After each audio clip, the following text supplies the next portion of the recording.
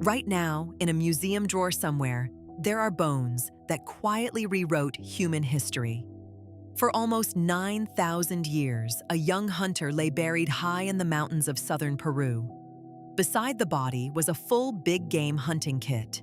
Stone spear points for bringing down large animals, a sharp blade for cutting meat, scrapers and choppers for working hides and breaking bone. When archaeologists opened that grave, they assumed the same thing everyone always assumes. A hunter, buried with weapons, must have been a man. They were wrong. This hunter was a woman, and she was not alone. This is the story of how we got the deep past completely backwards. How a single grave forced scientists to ask a question they had quietly avoided for 50 years. Were the first hunters women too? To understand why that grave was such a shock, you have to understand the story we were all taught. It goes like this. In the beginning, men hunted, and women gathered. Men chased the mammoths, threw the spears, and carried home the meat.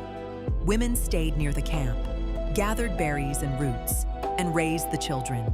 The strong male provider, the woman in the supporting role. It feels obvious. It feels like nature itself. But it is not ancient truth. It is a surprisingly modern idea. In 1966, a group of scientists gathered at a now famous conference and gave this picture a name: Man the Hunter. The argument was bold. Hunting, done by men, was supposedly the engine that drove human evolution. Our intelligence, our tools, our teamwork, even the shape of our bodies, all of it supposedly forged by males chasing big game. The book that followed shaped how entire generations of students, scientists, and filmmakers pictured our ancestors. In the cave paintings we imagined, in the museum dioramas, in the textbooks, the hunter was always a man. There was just one problem. The evidence underneath that story was far thinner than almost anyone realized.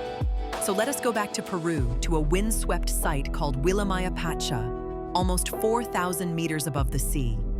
In 2018, a team led by the archaeologist Haas uncovered the burial. The toolkit was breathtaking.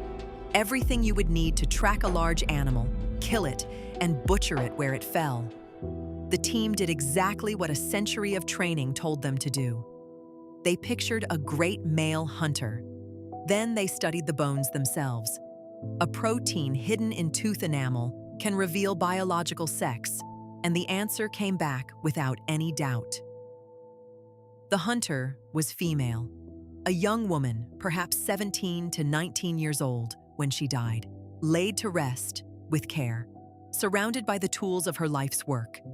Now, one grave can always be an exception. The researchers knew that, and to their great credit, they did not stop there. They went back through the records of ancient burials across both North and South America. Hundreds of individuals, from more than 100 different sites. And they asked a simple question: who was buried with big game hunting tools? The answer stunned them. Among the early hunters they could clearly identify, close to half were female. This was not a rare exception. It was a pattern. Their estimate was striking. Somewhere between 30 and 50% of the big game hunters of the early Americas may have been women. So why did we ever assume otherwise? Part of the answer is uncomfortable and simple. The people interpreting these bones, for most of the last century, carried their own world with them. They lived in a time when hunting was a man's job. So when they found a skeleton lying beside a spear, they saw a man.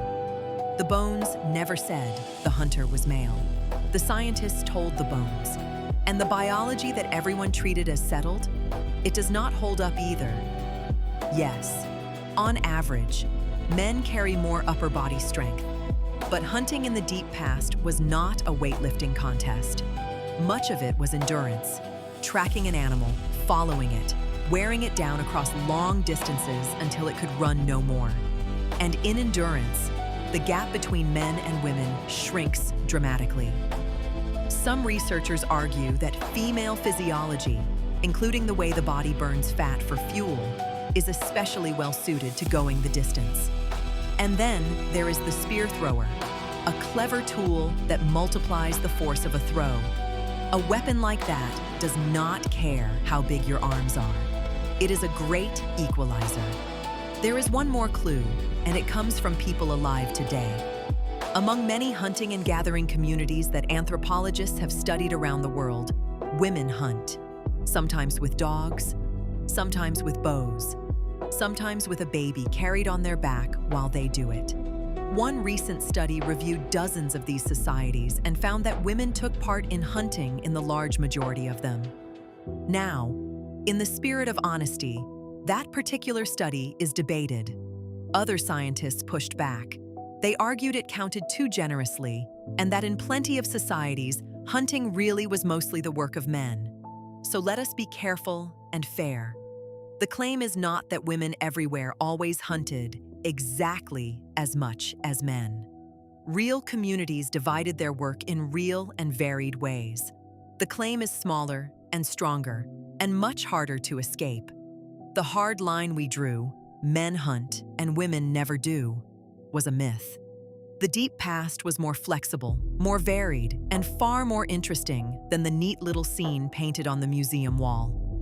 Think about what that really means.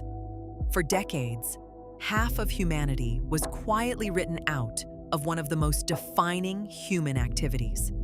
Not because the evidence demanded it, but because almost no one thought to ask. A young woman lay in the ground in Peru for 9,000 years, a spear point resting beside her, and when we finally found her, we very nearly called her a man. History remembers the hunter. It just forgot that the hunter might have been her. Now, if you want more of the women that history left out of the story, subscribe, because there are so many more still waiting to be found.